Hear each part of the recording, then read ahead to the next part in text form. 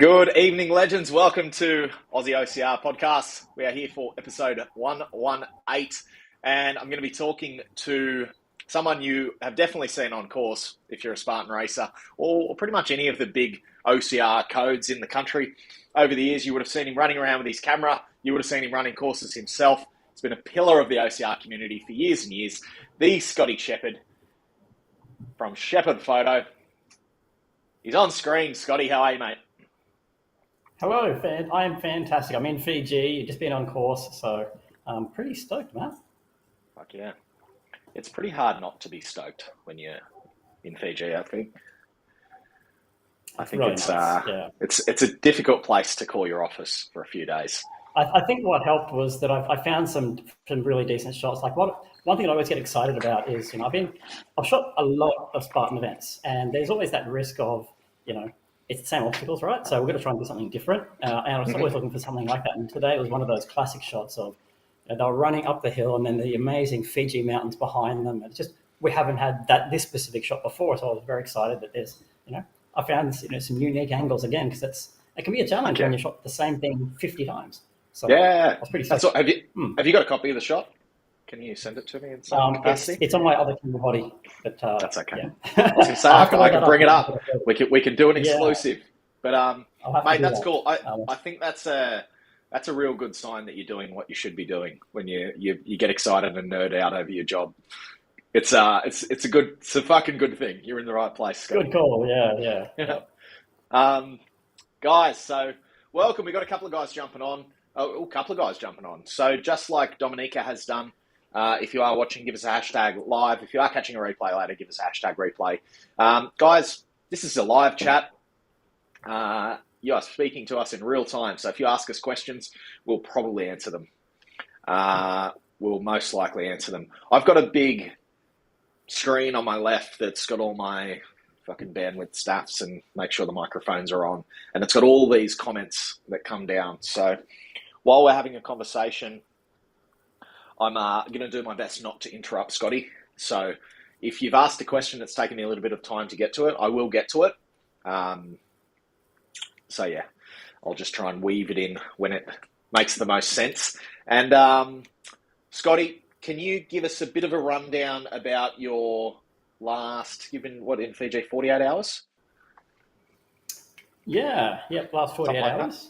If you can give me a bit of a rundown, while you do that, I'm going to quickly film a story and put it up on my socials so that people jump on. Absolutely, yeah. So I flew in a little bit early to take advantage of the workcation, staycation. What do you call that? So that's part of, I think, what makes this enjoyable. Is to be able to go down, and sometimes we get the chance to go down a little bit early, stay a little bit late, and make a trip out of it. And Fiji, golden opportunity for exactly that. So yes, I stayed, came in a few days early, went and did the eco tracks cycling thing, where they put you on these two bikes that are basically on the old railroad tracks. They used to be old sugar mill, and so you're pedaling around. So it's a great way to see the place you like. Instead of driving past 100 kilometers an hour in a car, you're on a bike, and you get to see. I think it was 22 k's. Out. It was a fantastic tour, really. They're actually booked like months and months in advance, but got a late cancellation, so I was pretty stoked to get out there on that one. So that was great. And then checked out, and then knowing that it's work time now. I'm going to be grumpy for about 5 minutes until I take a cool photo, then I'll be happy again. So anyway, but no, it's then headed up to the site, which is right near the Garden of the Sleeping Giant, which I actually visited the botanical gardens there yesterday as well, which was really nice. Just things you do not see over here, of course. That was a great place. I recommend that. And then out to site. So too, I was actually quite impressed with the number of people that turned up this afternoon, because sometimes the trail run, sometimes they're quiet. It can be a bit hit and miss on some of the participant numbers. Depends on how excited people are, how rainy it is, timing, and other bits and pieces. But this one, really well attended. Lots of people out. Nice. It looked great. It was fab. So it was beautiful. I told Ksenia, I'll be fine. I can shoot this on my own. I'm like, so she's lucky she got the night off. No, it was fine. Found my positions, and that all sort of worked well. Beautiful. Yeah, I'm keen to see those shots when I bring them out. Yeah, beautiful, mate. Yeah. And that's something we are gonna talk about is the speed at which you deploy your photos.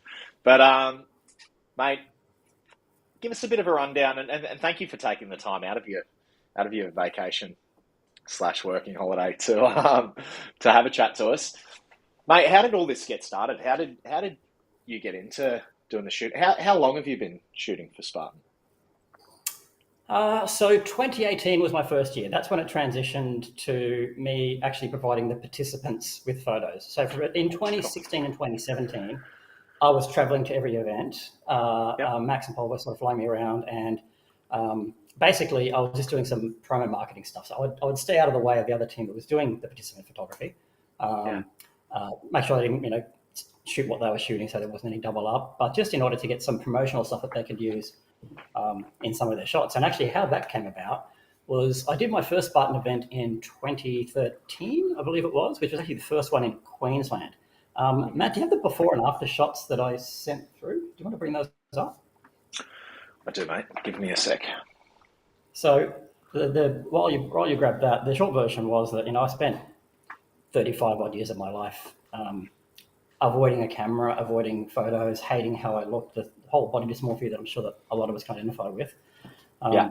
And I used to be a lot bigger than I am now. And whenever I tell people that, I've got to show them the photo because no one believes it. Because I'm a little guy, right? Yeah. I'm a slight build. And there we go. Can you see that on screen? Yeah. Yeah, that's up there now. Yeah. So that was me, age 30 something, 35, 36-ish, something like that.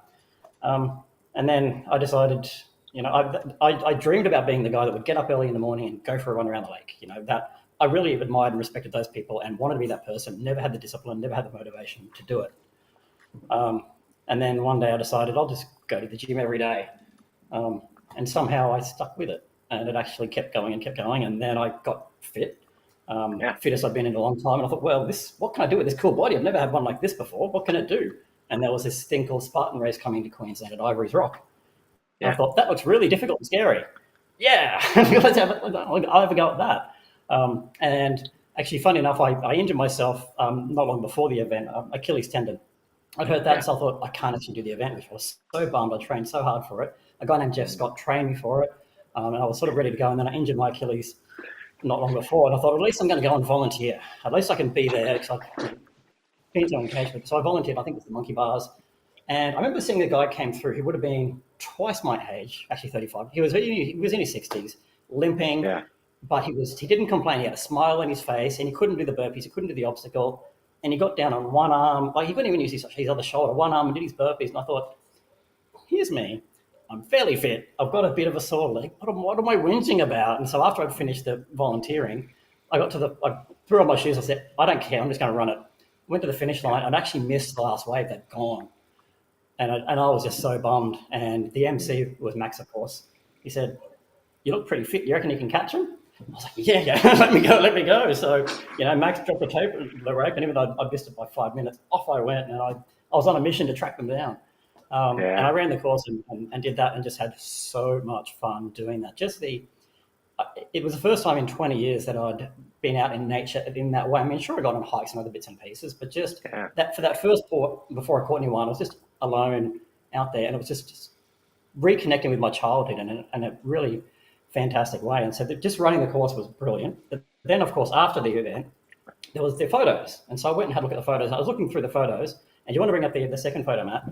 I was scanning through some thinking it's going to be toward the last ones, and I saw this shot, and I thought, well, that's not me. I was looking for the other guy, that first shot that I showed you. I was looking for him, bigger guy with the glasses. I'm looking for him in the photos, and I couldn't find him. I could see this guy, but this guy is like, he's got pecs and abs, and he's like ripped, and it looks cool, I was looking for the guy on the left, and I couldn't find that guy on the left. And it took a bit to sink in. Oh, I don't look terrible. I'm fit. I'm strong, And that photo, it changed how I saw myself. And that was at a time when my career was changing, and there were more opportunities for me. And the confidence that gave me translated into the corporate world and what I was doing, and my career went exponential after that. So my career was a lot better, because instead in other positions I would have just shied away and thought, no, that's too much for me. I couldn't handle that. But I believed in myself. And so that photo changed my life in so many different ways. And I hadn't picked up a camera before that at all, had no interest in photography. And so that taught me that personally, photos can change someone's life. That photo changed my life. I've experienced it myself. Mm-hmm. That's, I know that's for sure. Now, that doesn't happen with everyone. So for some people, it's, something I call memento what they were doing. But, statistically speaking, sorry, that's a Fiji jet. Statistically speaking, if you take photos of 100,000 people on over a certain number of events, even if it's only 0.1% of people that have that sort of story on course, that's a decent number, right? That's 100. That's how many people per event. So that's that's when I got the sense that photography can be important. And so I've also, having been in business for a while, I owned a business in 2008 when this thing called the GFC came around, and anyone who was in business or owned, lost a whole bunch of money, and I did as well. Got fingered really quite considerably. Yeah, it was really painful, and that taught me that it's easy to take for granted that businesses will just continue to be around. And I love the Spartan race, and after that, I signed up for everything that I could. I did Spartan race, I did Tough Mudder, I did Stampede, I did True Grit, everything that I possibly could, and I just really enjoyed doing them that much. But I also spotted that I shouldn't take it for granted that these events will just continue to happen and just hope for the best. And I thought, is there any way that I can contribute? Even though I work in the aged care sector in IT, that's my core corporate skill set. And so I thought, what can I do? And a lovely guy named Adam McDonald. Have you heard the name Adam McDonald? No, you know him? I do know Adam. I'll be very surprised if Adam's not on our chat at some point. Yeah, absolutely. So Adam was starting this thing called the Obstacle Course Racing League. So the idea was that you could go out onto Spartan, and if you're registered as part of the league, if you win, you get a certain number of points. You become second or third, and then we did the same at True Grit, and then the same at the others. So we actually created a league that spanned all the different brands. And so I had it was a tent that I took and sort of set up at those different things. And then basically Adam needed a volunteer to manage that in Queensland. I thought, well, I can run a spreadsheet. I can volunteer a bit of time. I can organise. I'm happy to volunteer my time. So for 2 years, I was the Queensland Obstacle Course Racing Manager. And that would have been 2014, 2015. That would have been in those 2 years there. So I ran that for a couple of years. And what I did was that as they would come through, I actually printed up and laminated some first place, second place, third place cards. And I'd just take a photo of those people holding them. And I noticed that they made them their Facebook profile photos. And I thought, oh, people like my photos. And that sort of started a bit of a thing. And then at the end of the year, I had an awards ceremony. We all got together at a sort of Christmas barbecue thing. And I got some of those photos that I'd taken during the year and actually printed up some decent awards and plaques to be able to hand out to those who did the placings. And unbeknownst to me, a lovely lass named Laura Newton, who was our top racer at the time, her and Kate were neck and neck. It was thrilling to watch them race, actually. Would that be Kate Barsby? No, Kate Clark. I know Kate Barsby, but no, this was Kate Clark from the Queens. It was Kate Barsby's Victoria. She's in the Geelong area. Yeah, I know Laura. Laura's a So Laura basically surprised me after that with a shoebox that she'd passed around to everyone else, and had some cash in it as like a thank you for the effort that I'd put in. And I was blown away. I'm like, oh my gosh, I was volunteering. I didn't expect that. And I thought, well, I think it was about $800 in it. I thought, how can I use this in a way that's going to benefit the people that contributed? So I bought my first ever lens, sports lens, with $800. That Laura helped with the shoebox and with our collection. So that's really where it started. So it's funny how closely related this community is to my photography journey. So that my first sports lens was from there, and that's when I really got interested in. Sometimes I can get the subject, in focus and the background's blurry. I had no idea how I did that, but it looked cool. And so I every weekend was out photographing something different. And over the span of about 2 years, I got pretty good.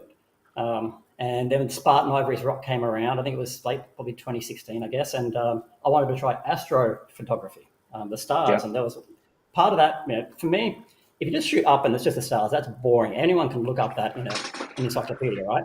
It's about the foreground and how that ties together. And so I thought, how cool would it be with the fortress, the Spartan obstacle, and then that leading into the Milky Way? I thought that looked really cool.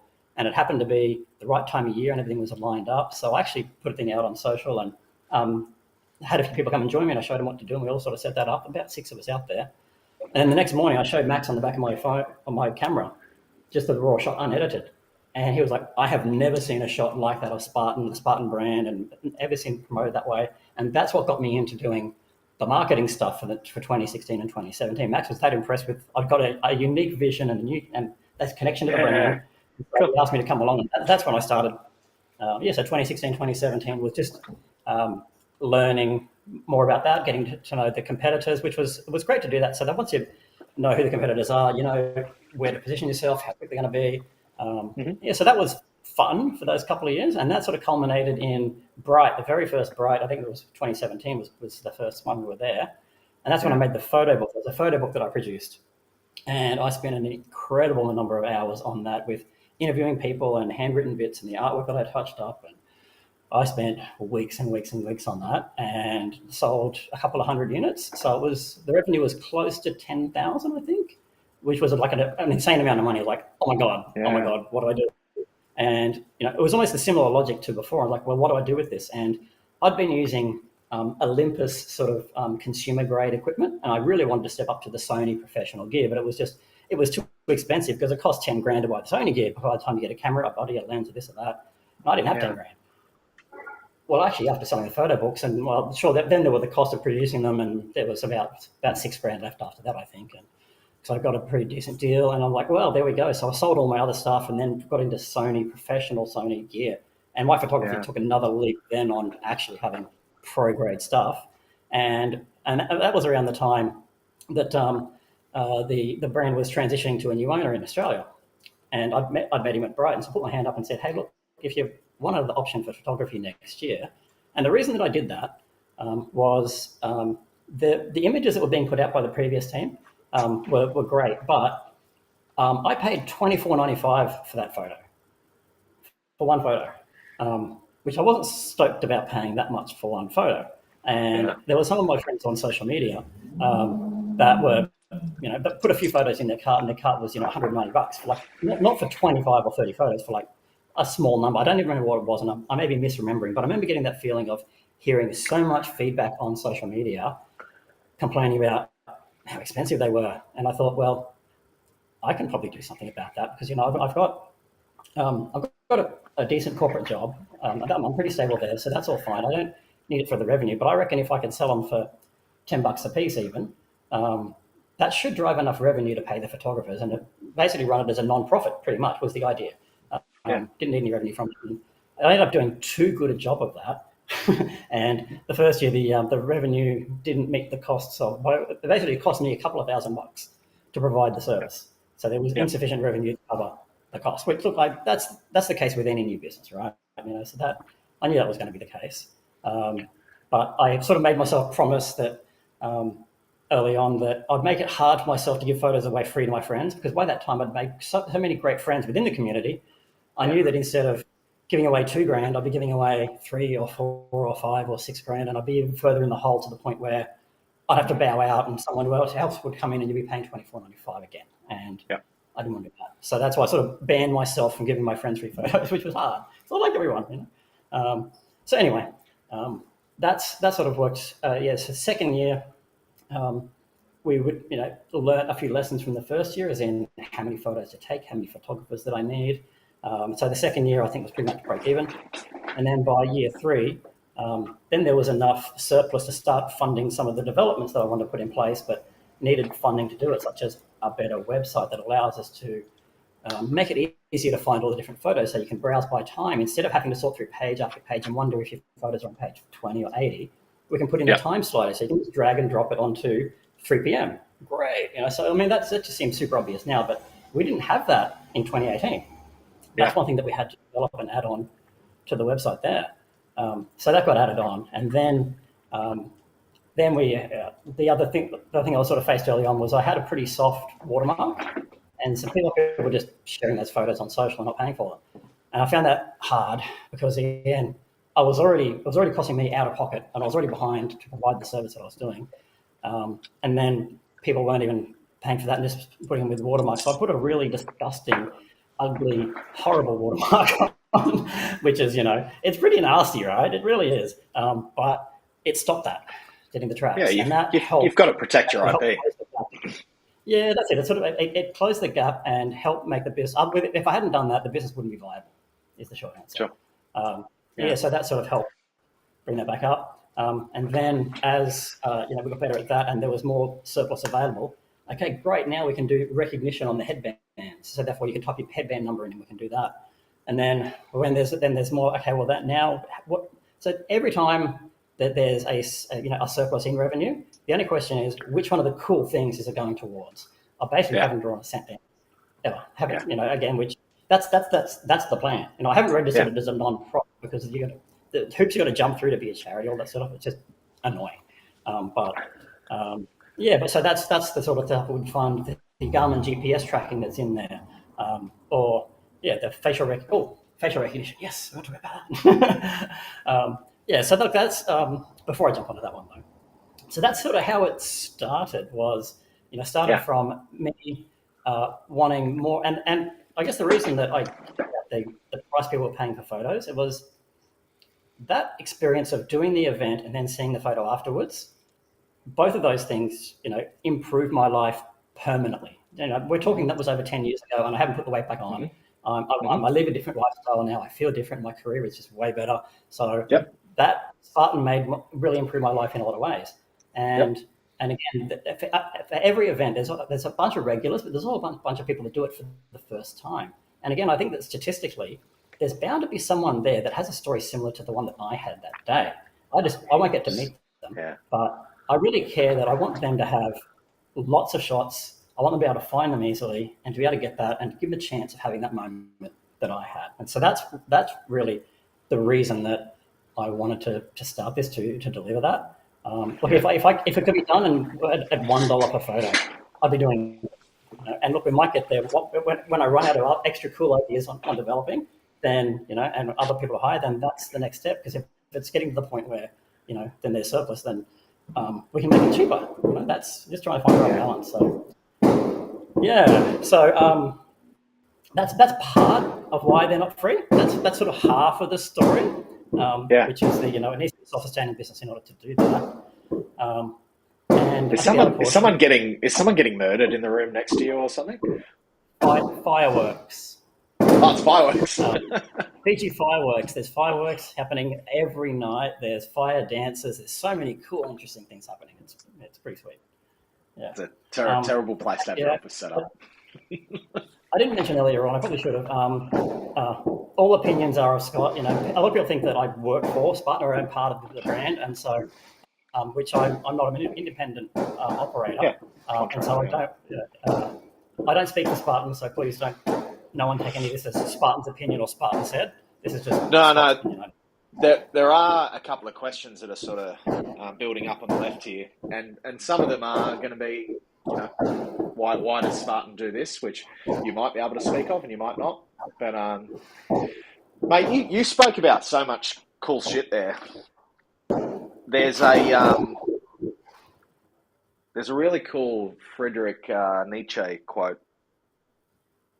It's and those to be seen dancing were thought to be insane by those who could not hear the music. And it's a quote that I tell people when they go, "Why do you do Spartan? Like, why? What is this fucking? You go and run in the bush and get cut up, and why?" Because for me, it's the same sort of journey that you've had. It transformed me on a mental and a mindset level. And I'm just going to mute you for 1 second, just because those fireworks are coming through really solid. It changed me on a mindset level when I first started getting into it. It gave me that self-belief and that personal growth. And then I found very quickly that it was an engine to do the same with my clients. Like I went from training people who were coming to me saying, "Hey, I need to lose a bit of weight, or I want to get a bit stronger, or I want to have bigger biceps," whatever the fuck it is. And you start hitting them at a mindset level, and they start believing in themselves. They start going to work and asking their boss for that pay rise. They sort their shit out and get get a better partner, or they leave that partner who wasn't right for them, or whatever it is. You just see these ripples fucking go out. That sort of self-belief becomes an anchor, that bedrock that they can build upon. And there's a couple of guys who, and you're off mute now. There's a couple of guys who have been in the Spartan space for a long time who, you know, are some eccentric characters, and they all understand this. They understand the impact that this sport has on people. And one of my favorite things to do at an OCR event, because it's where I started, is, you know, I'm in a weird situation now where I'm, you know, an athlete who competes intermittently. I will run with clients intermittently. So I'll go around and do party waves where I might walk with people and help them over obstacles. So sometimes I'm there to run fast. Sometimes I'm there to just hug volleys and chat. Sometimes I'm there with a client. But what I love is just when I've got a little bit of time at midday and I don't have much to do, and I'm just going to go and run a lap. And I'll just get out there in the open waves where it's a little bit slower, and I'll just, you know, work my way through the field and just chat to people as I go. Because you just hear so many fucking stories, man. You hear so many like, oh, what are you doing out here? Oh, this is my first one. Oh, what brought you here? You know what? I had cancer 12 months ago and they told me I was going to die. And I thought, fuck that. And I turned my life around and now I'm fit and now my cancer's gone into remission. And you're like, holy shit. You know, or you'll run past someone and they're in a wedding dress. And you're like, what's going on here? And they go, well, I've just broken up I've finally finalized my divorce and, you know, everything's up from here. Like you just hear so many of these amazing fucking stories. And, you know, something that went through, another thing that you spoke about is that perspective for suffering. Like when we went through COVID and, you know, things were difficult for a lot of people, and it was like, well, just think about how difficult it is for this person in this situation. And it's like, and that's not always, in the abstract, that's not always incredibly helpful. It's not so good to go, well, I'm not happy where I am, but there's people in Africa who don't have food. Sometimes that cannot be the best framing. But when you're out on course and you are running and you're like, my legs fucking hurt. I don't like this. I want to stop. And this has happened to me directly, where I'll be on a 24-hour enduro and I'm running and I'm like, no, I think I'm done. And then I'll pass fucking Mark Daniels, who's on crutches, doing a 24-hour enduro, and he's been you know, on the same lap, the same 10-kilometer lap for 6 hours. And I'll go past him and he's like, I'm like, well, I can't fucking stop now. This guy's got one leg and he's out here. Like, you just... a smile on his face. Mark is amazing, yeah. And a fucking smile on his face. And you'll go past him and he'll go, how you going, mate? You're like, I'm hurt. And he's like, you can keep going. This is the guy with one leg telling you that.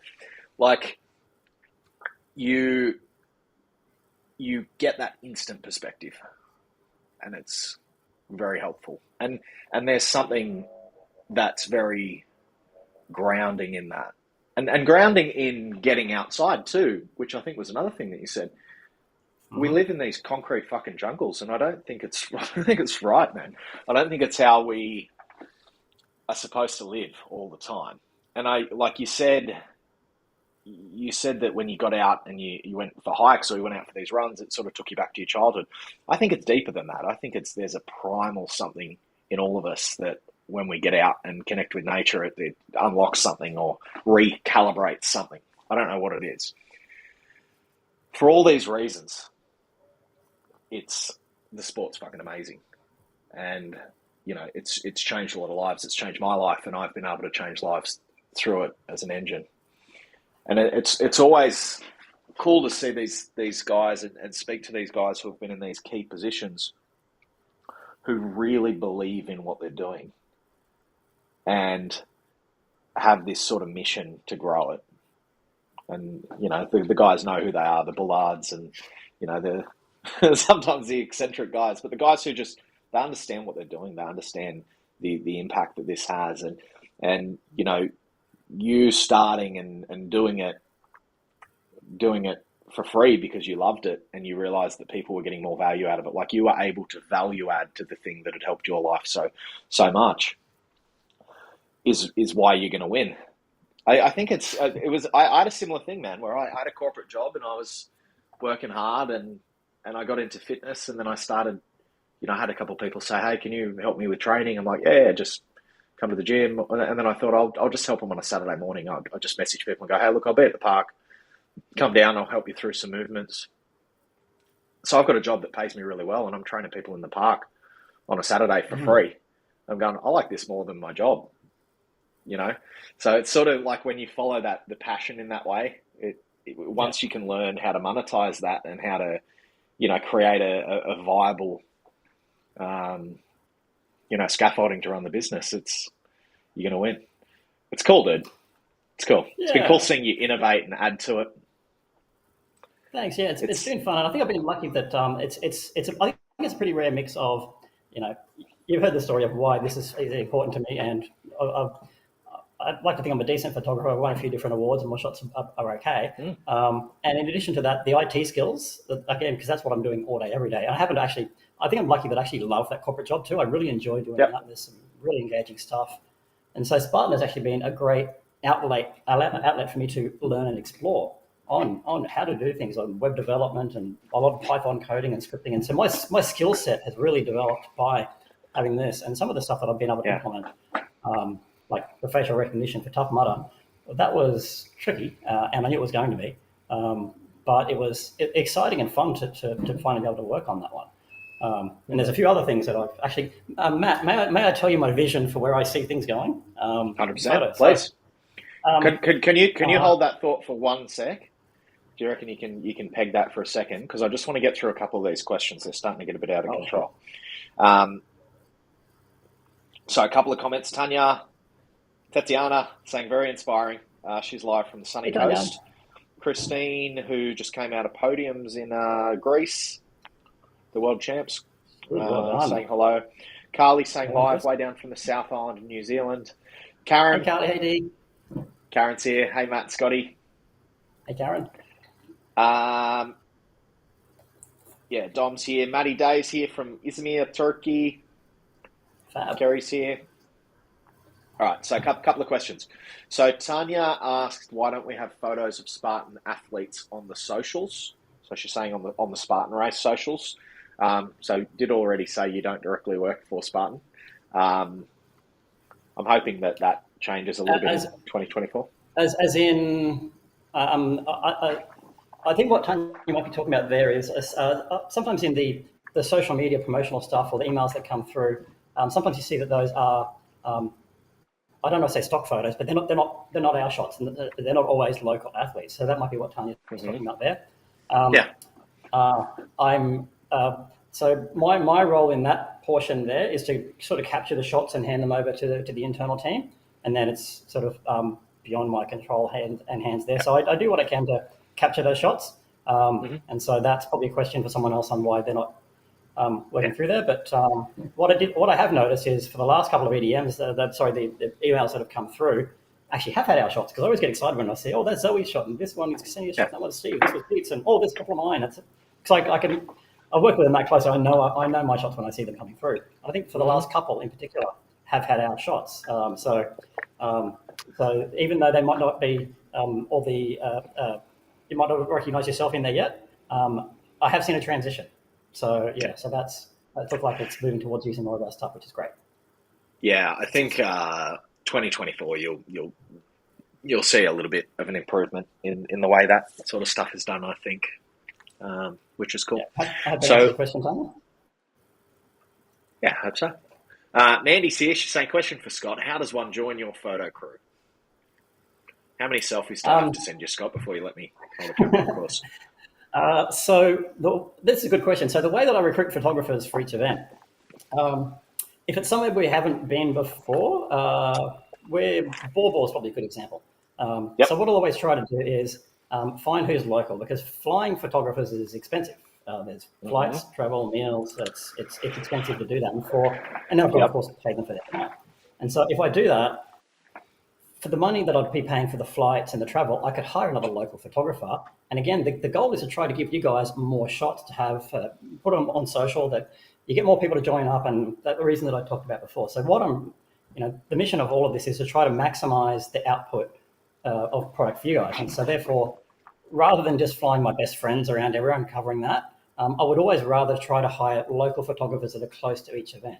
So here at Fiji, we've got 3 locals that are coming to help us. So of course, we still need a bit of a balance of experienced team who know how to shoot that. So we can't go exclusively in that direction. But yeah, so when it comes to each event, it's locality. Honestly, is the principal one. So if you're near an event that's close by, get in touch, send some samples, let me know what gear you've got, some of your experience, and then I'll be able to see where that sits within the team. Part of that's also going to be around budgetary as well, because I've only got a certain amount of funds in order to hire photographers. I've always got a bit of a budget. Sure. And that will always go to the local photographers who've worked with me before and have shown that they're great at doing that. So next time I go to Sydney, I know that I'll be using Hannah Lees and Steve and a few of the others who are based in Sydney. When I'm in Queensland, it'll be Hayden and Mel and Gemma and a few others in Queensland. So I'll be offering them sort of first go at that. And so where it sits after that, it's I remember for the first few years that I talked about when I was doing that marketing stuff, my travel expenses were getting covered, but I didn't get paid a cent. And I was totally cool with that. I was just stoked to have like a free pass to walk around the course and do what I wanted. Like that was worth way more than getting paid a couple of dollars. Yeah. And so some people have actually approached me and said, "Hey, look, I'd love to come and shoot, at the event. I don't want to get paid. Is it okay?" And I don't want to say no to that person. I'd say yes. So if anyone wants to volunteer their time, sure. I'm a bit guilty that I couldn't pay you. Like if I can, I will. But I've already allocated my budget, and you want to volunteer your time and wear the official vest and get out there. Yeah, absolutely. The other reason I'm really comfortable doing that is if I've already spent my budget, that means I know that I've got enough coverage from solid professional photographers. That way, if it's someone that I've never met before and it's a risk, framed or whatever, then I just consider them bonus shots anyway. But that's I had a guy from Sydney at the multi-rig a couple of years ago. He was a photography student, and he approached and said, "Can I do it for free because I need this for my course and all the sort of stuff." Said, "Sure, no worries." Came out, and he was great. He was solid. His shots were well focused. This can be a hard job. It's in the sun. It's long hours. You don't always get a bathroom break, and different people handle that in different ways. He didn't complain once, and he thanked me for the opportunity. So the next time we were down in Sydney, I said, "I want to hire you as one of my paid photographers this time. I really appreciate what you did." And so I as well. So he's ended up working for me for a couple of times as a paid photographer after that. Cool. So I've always got room for, if I've got budget, I will pay you. If I don't, I'm happy for you to come along and shoot for a few hours as a volunteer, and see where that goes. That might be, get you on the roster for each state. But we rarely fly people around, unless there's, Ksenia I do, of course, because she does so much back end stuff for me as far as recruitment. She recruited a lot of photographers for Malaysia, for here. She's recruited, I don't know who photographers are turning out. I've got no clue. Ksenia's taking care of all of that. Ksenia's been she has saved my ass. She's too IC. I did not give her a big enough shout out. After the first 2 events I did on my own. Well, I say on my own, I had photographers, but I was just managing it. And I was just drowning, like the post-production, getting stuff together. And it was just, I thought I was going to have a mini meltdown. I was like, I can't do this. And so she offered to come and help, and has just, I couldn't have done it. It wouldn't have made it as far as it did without Ksenia's help. So thank you. She's been really helpful. So now we have, what I love is we've now got a nice variety of photographers around the country. And the other thing I love about that is that everyone's got their own style, their own equipment, the way that they interact with people. Some people, will stand way, way back and don't like interacting as much.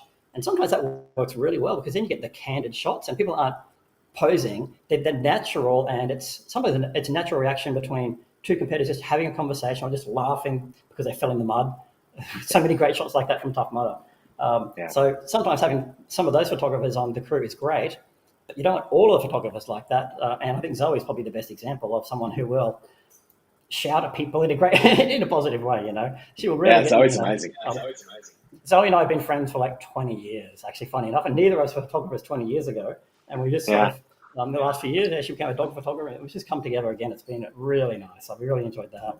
She's helped out a lot with the signage as well that we've had for the last few events, and we're finally getting some signage. It only took me 5 years to get that sorted. So it's always been great. So yes, I'm proud that we've got a decent team, countrywide, that give us a good mix of shots and of styles and personalities that can engage with the community in different ways. Yeah. That was a really long answer to I can't remember what the question was. I had what you on the team. How do you join the team?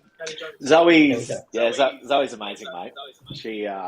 She's the one who's She's so usually good. in the mud pits if anyone doesn't know Zoe, and she'll always yell at you and get you to wave at her, and she takes amazing photos. And she's actually working with me now. She'll be running Spartan Bright with us in February. She'll be running her first event, and I'm actually going to get her to do some dog photography for Axel when we train again around Christmas. So She's so good with the dogs. Like she does stuff I yeah, could never do. yeah, Again, that's down to the relationship with the dogs, and she knows how to do that so well, and the tricks and how to get them to look, and she's just so good at it's that. amazing. You're one of them, and you sort of said, the job's harder than it seems. When you see somebody who does something and it looks effortless and what they do is good, they're real fucking good at what they do. Like if they can make it, almost everything is harder than it looks. And when you see people who are That's it. genuinely good at it, it's always cool. Last one, and then we're going to go back to what we were chatting about before. So Luke Godley. So hey guys, thoughts on major sponsor watermarked free photos for all races with the headbands that essentially QR code identify the races, still offering the option to purchase without watermark. So this is something that I've seen overseas, where you might go to a Spartan Hawaii and the photos might be free. But in saying that, the race entry is generally more expensive, so they get you somewhere. But your photos will have like a band at the bottom, like whatever the fuck, whoever the sponsor is. Have you thought about that as an option to hit up sponsors direct and get them to 100%. subsidise? Yeah. Yeah. Yeah, for sure. Because again, the goal has been to try to give all the participants something they can put on social to share about that special moment that they had on course and tell that story. To try to, again, I'm going to be completely candid, to try to get more of their friends to come and sign up, because I know how 100%. important it was to me. So if that one person can get 3 others to do it, so if I can give everyone the more shots we can get on social, the better, and that is really the goal. And so it sounds counterproductive to put that behind a paywall. Why pay for it? Can't we just give them out for free? And so therefore, the mechanisms are, how do we cover the costs of doing what we do?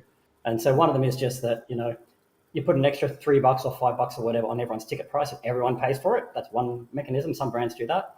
Another is exactly what we just talked about right there. We hit up a sponsor for 10, 20 grand or whatever it is in order to help us pay for the flights and the accommodation and the insurances and all the back end and the servers and the development. There's a lot of costs that get hit in the back end. It's not cheap to run a business that does it sort of in this fashion. If you just want to give them out by a Dropbox, it's a lot easier. But if you actually want to have facial recognition and all this other sort of stuff, it needs resources to make that happen. Is the short answer. Yeah, 100%. So that's one question was can we just convince someone to do that? Where I'd be nervous is if I was the company, because I spent years as IT director for a $2 billion company, Aveo. So we're often approached to sponsor those sorts. I wasn't the one making the decision. I was the IT guy, but that would have come through, and they're happy to do that. But the question, of course, is where's the return on that? Yep. So they're not willing to just throw money away for fun. They want to know where the return is on that. Yep. And I think that after a while, you'd probably struggle to get 20 grand out of a different person time and time and time. How many events do we have each year? And if some of them, like you might get Toyota once, but if they don't see a significant lift or someone else like that, I doubt you're going to get them sponsoring every single time. And so I think that would be tricky and a fair amount of work to try to chase those sponsors if they're not seeing that return. Look, I could be wrong, but that feels like opening up. Like that sounds like a full-time job, chasing that amount of money from those different people and doing that return and doing that sort of stuff. Would be. Would be. And probably also a viable option as well. But that's not going to lean into what you're good at and the things that you like, the skills that you already have that you've been able to leverage to build where you are. Like the way you've done it works for you, right? Whereas if you were a real salesy type, that might be the avenue that you'd go instead. Correct. So it's it's. And I think the other side of that coin is as well. It's now let's say that we made a magic wand and we had that person who's amazing at that, and they were able to find that money every time. Let's say that we were in that position and we were getting the 10 or 20 grand, whatever it is to cover the costs, that was coming through regularly. Now, the position that kind of puts us in is a bit of an awkward one, where the amount of money we're getting paid to do it, there's a disconnect there from how good a job. So for example, like, let's say I had 10 photographers booked, but only 8 of them turned up, but I still got paid the same amount of money. And I go, oh, well, I'm not even going to try to get 10 next time. I'll just get 8. Yeah. And then the next event, some of those 8 don't turn up, and I get 7, and I still get paid the same amount of money. And I'm like, wow, you see where this is going, right? And 100%. So when there's no connection between how good a job you do and the money that comes in, I think that's a dangerous position to be in, because when they are linked together, that puts a really good positive motivator that works really, really well. And a good example. Yeah, you're incentivized in the right ways. Yeah, that's it. And one of the analogies I like to think about, it's the food vans that are at festival, right? Like, if we said, okay, we're just going to put $5 on every ticket and your food's free, and we'll organise sandwiches and other bits and pieces, and yes, you're going to get food, but that's a different level of what those food vans do as far as marketing and variety and the effort that they go to and what they're doing in promotional material and that sort of stuff. Yeah. There's a reason that model works, where we're just talking about consumerism versus communism. Well, not communism, but it's the best float to the top. Correct, that's right. And if they do a great job of that, it attracts more people to come. And because again, if one food van's doing a huge amount of revenue, well, let's get more food vans. And again, having that direct connection between that transaction, and it builds this self-fulfilling cycle of if our product is in demand and exciting, it gives us the resources we need to do a better job of that, and if it was disconnected, then what's the motivation for me to develop facial recognition or build a mobile app or to get things up on all of that sort of stuff if I'm going to get paid the same amount of money anyway? Now, look, I'm painting a bit of a black picture, and I'd like to think I'd do a better job than that, but having that real close connection between the two, I've seen how effective that can be on getting you excited about developing those other bits and pieces and putting that together. So is that making any sense at all, Matt? 100%. It's you're leaning into the sort of the best parts that make capitalism work without getting to the worst parts of it, which are once corporate gets involved and it's just bottom line, everyone's just a number. So yeah, it's good, and the fact that you do reinvest, and you are constantly innovating with your tech. Like, I've raced all over the world, and I've raced at events where the photos are free. I've raced at events where you pay for the photos, where you pay less, where you pay more. I would say you guys have photos available and at probably the most competitive rates compared to fucking anywhere. And the difference for me to go on and buy, and I think the way you structure it, the more photos you buy, the cheaper it gets. Is that correct? So first photo's $10. Yeah, so $10, and then by the time you've bought 8, they're $8 18 for 2, 3 for 24. Yeah. So, for years, because I was training people, I was buying photos at every event, and I'd probably spend a couple $1,000s on photos a year. When I was first getting in, and I've raced the places where I've raced where the photos are free are the most frustrating, because you have to wait 2 weeks, and you can't even fucking complain because they're free. So you're just like, well, you end up with a worse experience that I would pay for to fix, and that's like the situation that you get stuck in. So I think that's you're right, and I experienced that myself when I've been a close ally of the True Grit brand for a long time as well. I went and used to cover the enduro. I was did the photo books for those guys, and but when I went and ran the True Grit recently with my son Jet, you were there, Matt, and after I'd finished that, I mean, he'd trained for so long to finally do that, and he was so stoked to do one with his dad. And after we did it at the end, I saw one photographer on course, and we had 2 photos out of the whole thing, and it was a great day. They put on a good event, but I was pretty bummed out that that's what we got, and it made me proud of what we do with Spartan, because I knew that if someone had brought their son along to do the first Spartan event, he's going to have way more shots. We're going to have plenty of different coverage. If they're there for the weekend, And so I'm pretty stoked about that. And the revenue is what allows that to occur. Yep. And so that the model that we've got, again, if it was any cheaper, I don't think it'd be viable.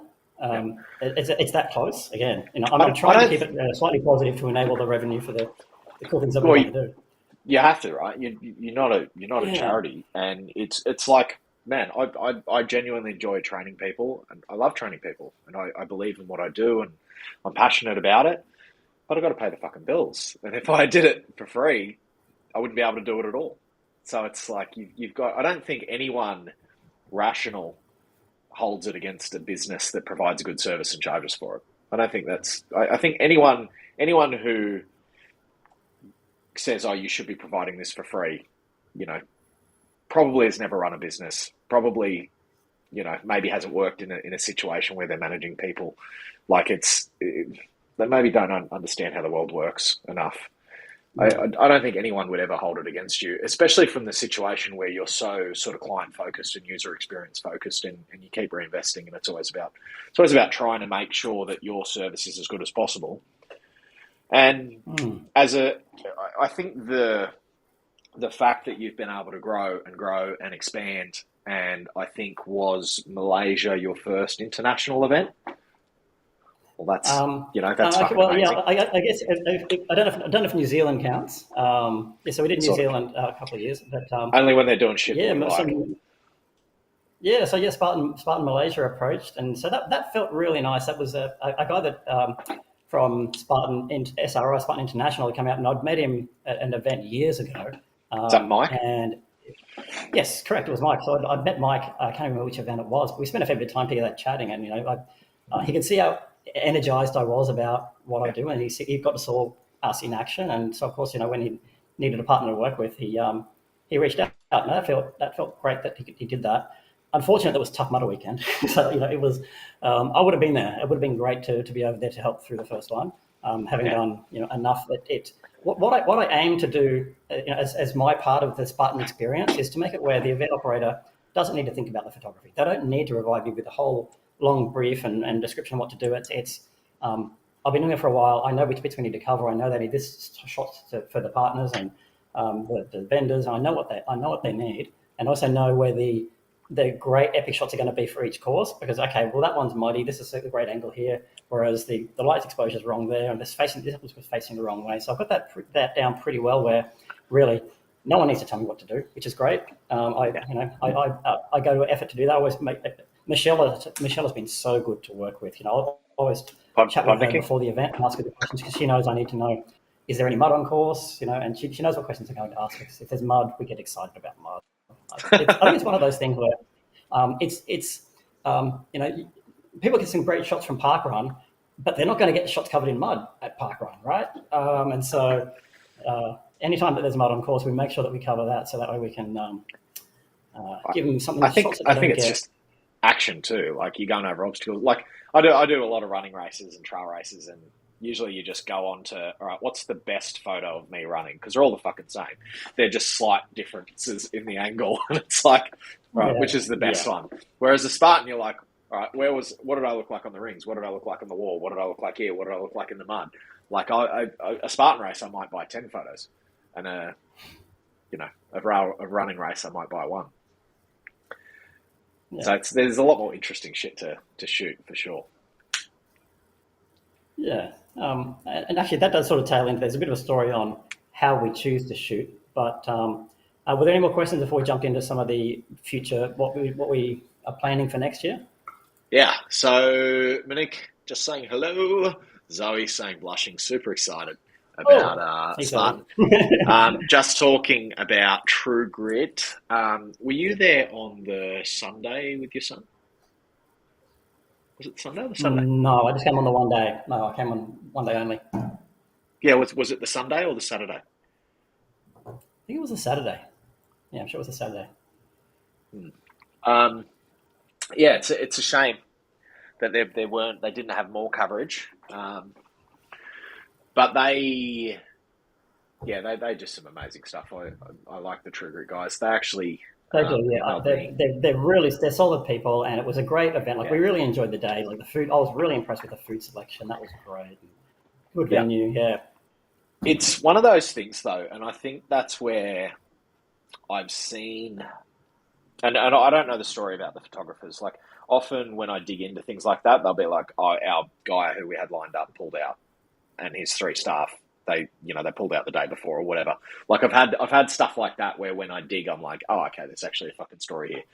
So I try really hard to not say anything until I know, but understanding, and I think some organisers have lost sight with, over the years that I've watched, you're ultimately in a service industry, and you are working for the people who are coming to your events, not the other way around.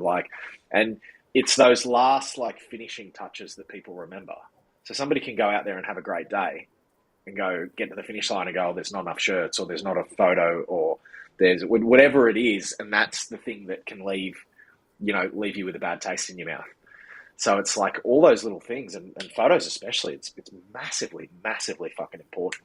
There's a reason why, if you go into Spartans of Australia and look at who's in that group, 60% of them, their Facebook profile photos are on a Spartan course.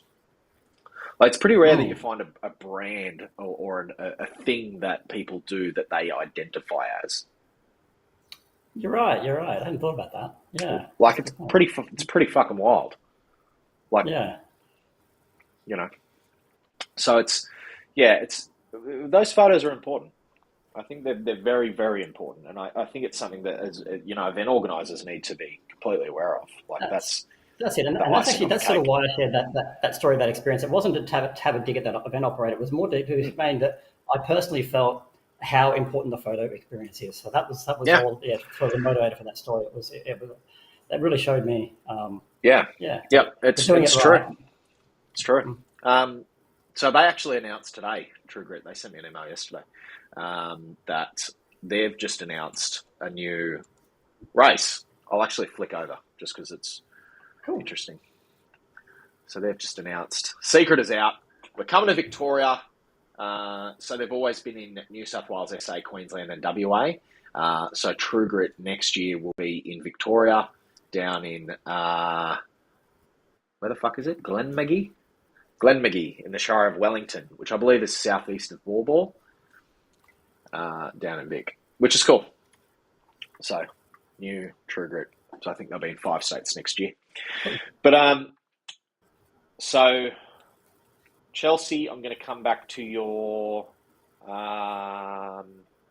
Actually, I'll very quickly.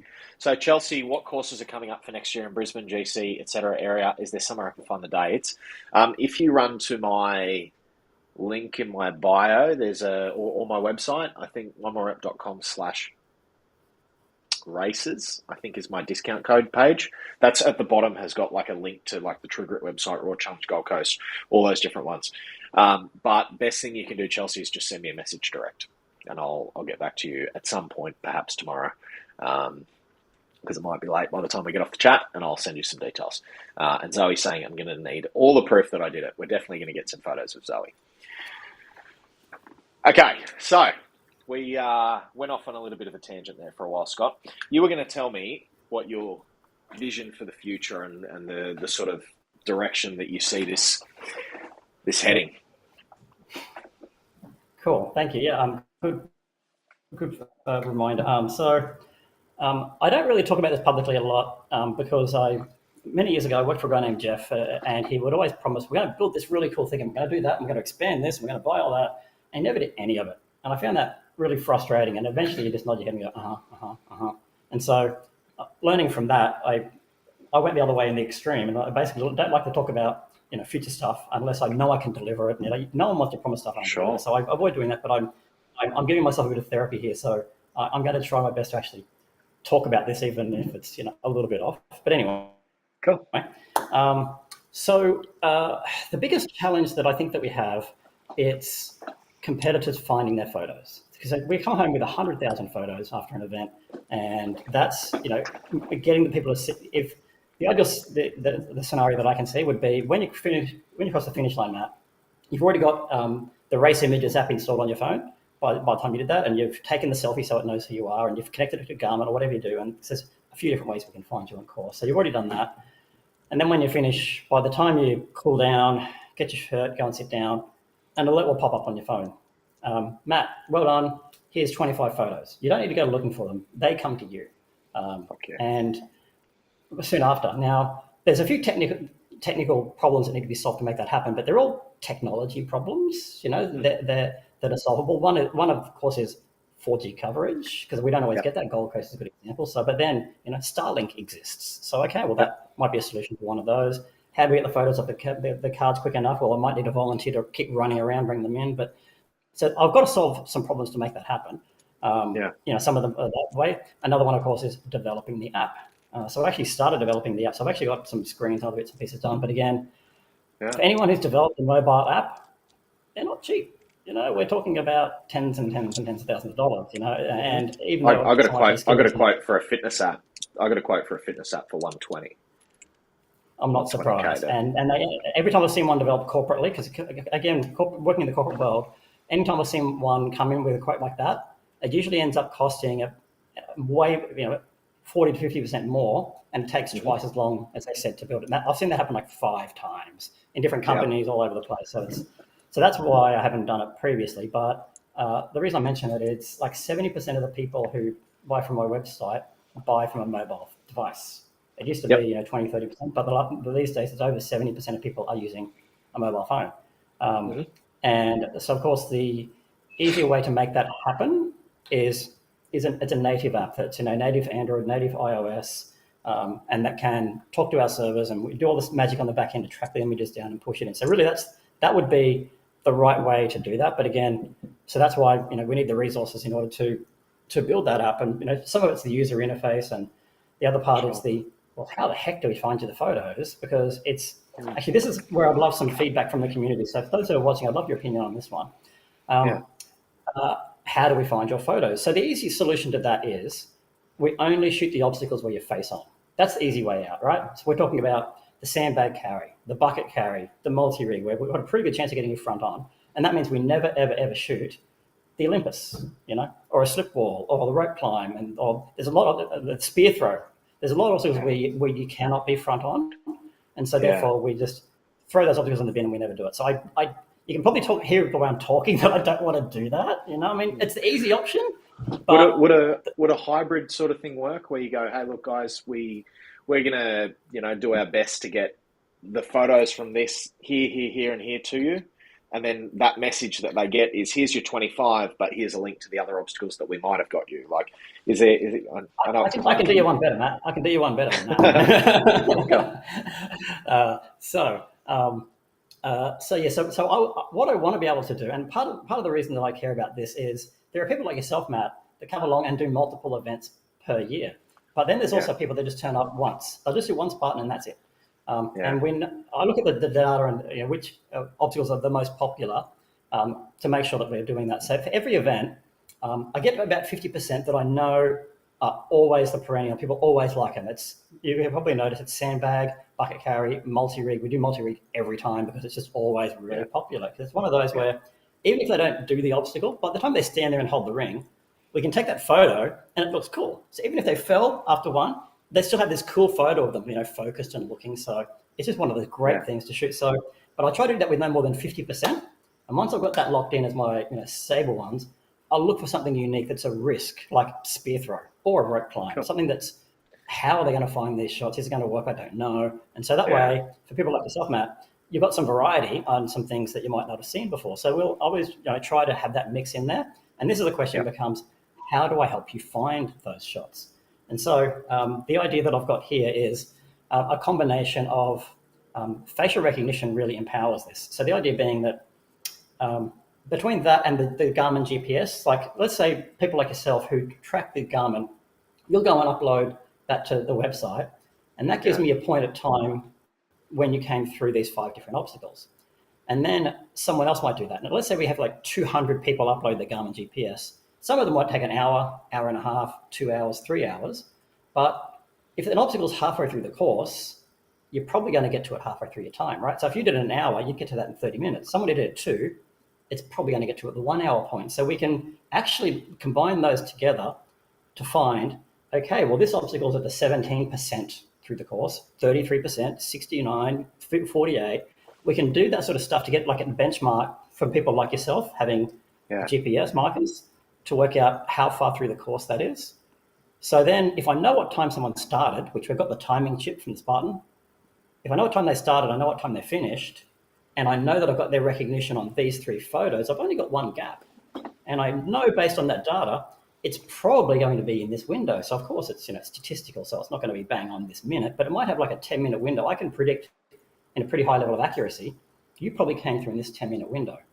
And then where it gets interesting is, okay, well, how many people came through? If it was like 20 people, and we know from the other photos that, someone was wearing dark shorts and a blue cap and a white shirt.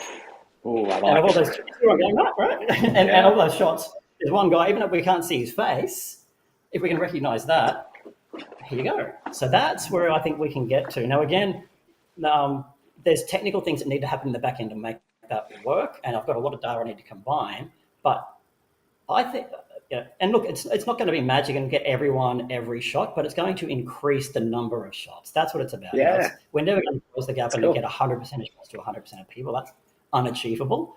But if we can take it from 15% to 20% to 50%, this is the sort of stuff that can really help with that. So that's why I think the Garmin GPS is really helpful.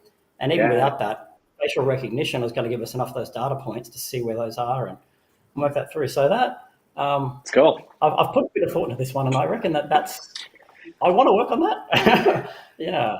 It's one of the reasons I wanted to chat, Scotty, because we've chatted for years and years, and I always go, what's going on? And you're like, I'm setting up this thing. I've got a link on my phone, so it's automatically uploading the photos as I'm taking them. And, I've seen you tinker and try different stuff over the years, and most people don't. They just see people taking photos, and the next day they download them, and they don't understand the behind the scenes gymnastics that's going on to make this fucking happen, and you developing new IT solutions to pull the GPS data out of Garmin and overlay it onto their timing so that you can work out where they're going to be. Like it's fucking cool, man. It's and I'm a bit of a nerd myself.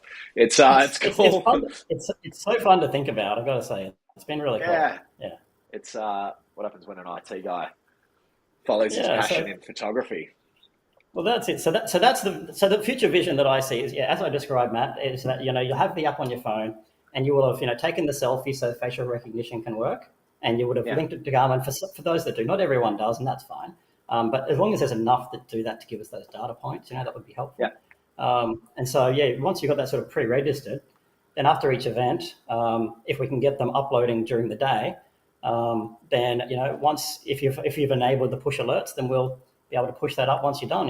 We're able to be at the sensor time from the timing partner. We know you're finished. Okay, cool. Let's try and do the recognition and push that out. So all of that, to me, it's possible. It's just a matter of having the resources to make the darn stuff happen. It's an allocation of resources, right? So like, there's always this opportunity cost. Like, I just bought a shit ton of hats that are getting delivered in, I don't know, hopefully a week. Hopefully before I go to Thailand. But like a heap of like one more rep hats and Taipan hats and all this different stuff. And it's like, thousands and thousands of dollars that you spend. And it's like, there's always this toss up of, I don't have unlimited resources. So where do you spend it to get the most impact? Be that either money that you have to spend or time, because both of them are limited. So it's going, which is the coolest idea that you should focus on next?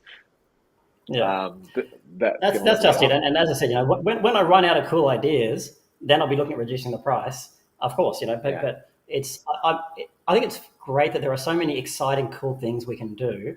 And again, with the purpose of getting to that point where you don't have to wait days. It can be, I don't see a technical reason why we can't get it to that point. Again, it's just a matter of resources. In order to make that happen, I'd need to have basically a tech person working there as well. So I've got to, not just building the back end, but I've got to pay more people. I've got to travel them around. So, but again, if we can make it that engaging and bring up the uptake on it, then that I'd love to see that work really well. And I think it's possible. I think we've got the right brand for it and the right partnerships and the right support.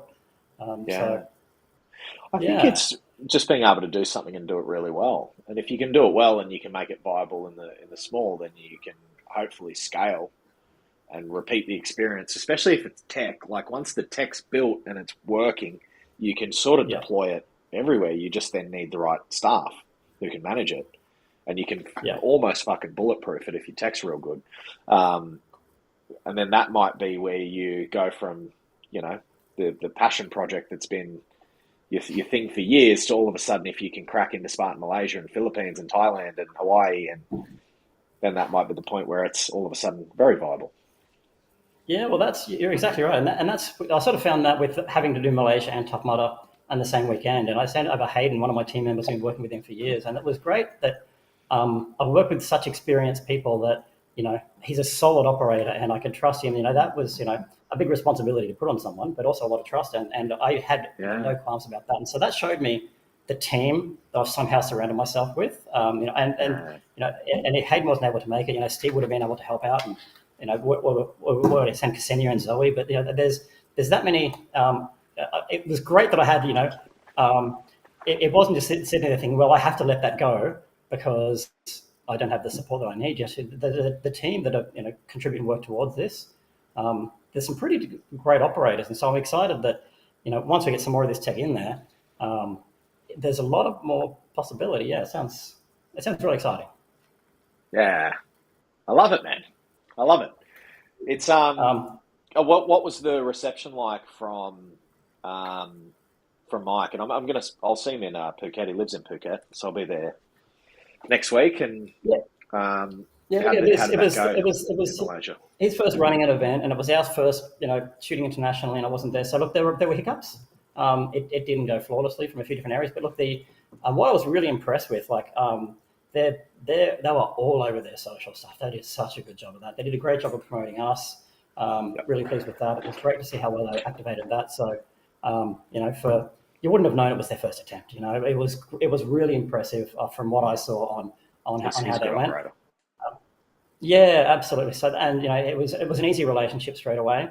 So that worked well. And Hayden and our team had a lot of support from them operationally, even things like how to get the signage up. Like they said, we'll take care of that.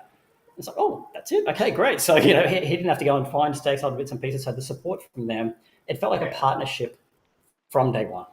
So that was great.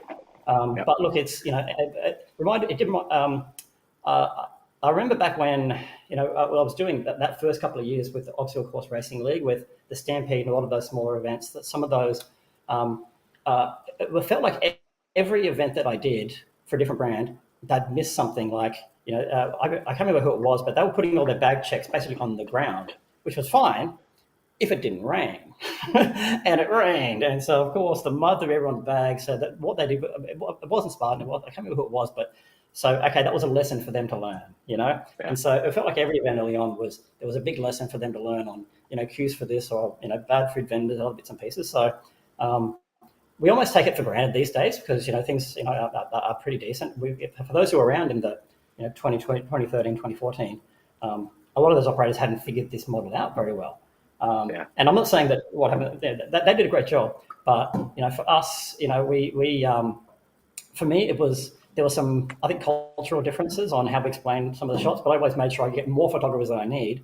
So if something occasionally happens, one of them that we had, the photographer who was basically waiting for people to look at him and smile so we would take a photo. And if they didn't do that, he wouldn't take a photo of them. So like 2,500 competitors walked past him, he had 800 photos. I thought we'd explained it, but clearly. But look, he was really apologetic and he's a lovely guy. But again, there are lessons in that for us, So therefore, I didn't know that I had to tell him that, and so now I do know. So we'll do a better job next time.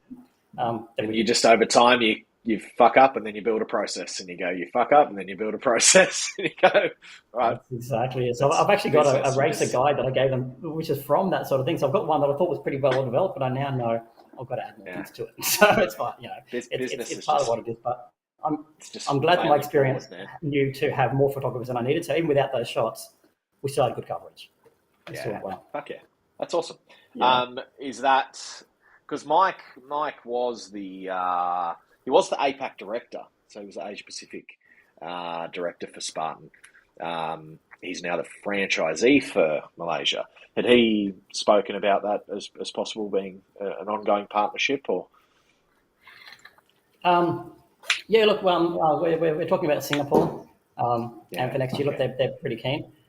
That's amazing. Look, Congratulations.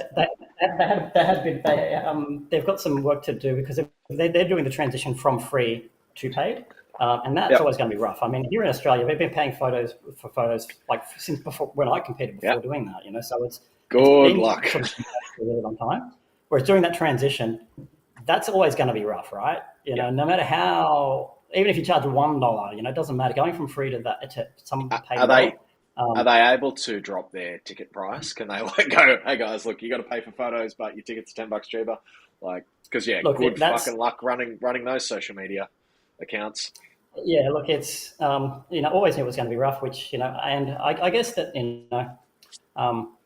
that was always going to be a bit of a scary thing, but I had faith I know that we deliver a good product, and I believe in what we do, and that it transitioned for a reason. Sometimes it's you can give something a go, such as giving them out for free, but at some point, if that isn't sustainable and you need to transition, it's going to be tough to do that transition.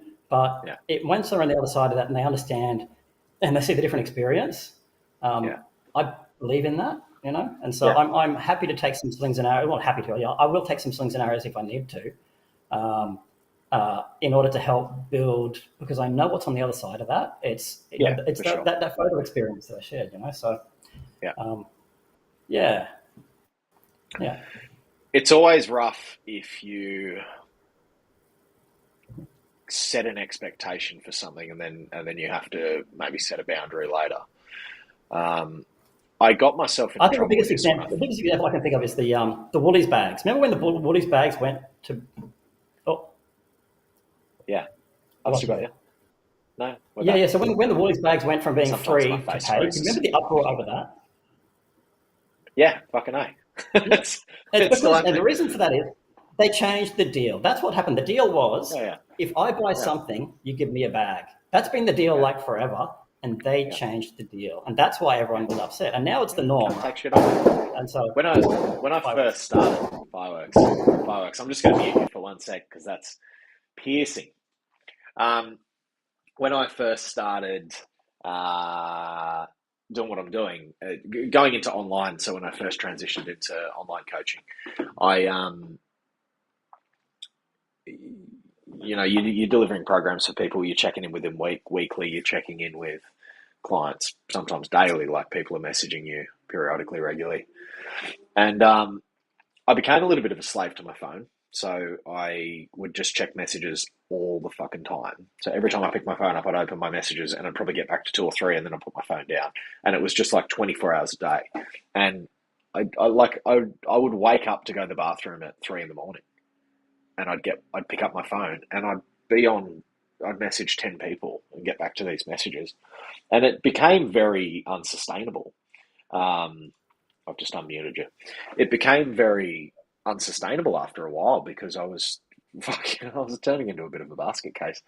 So I had to set a boundary and I had to just go, hey guys, look, you cannot message me 24 hours. Well, you can message me 24 hours a day, but I'm not going to get back to it.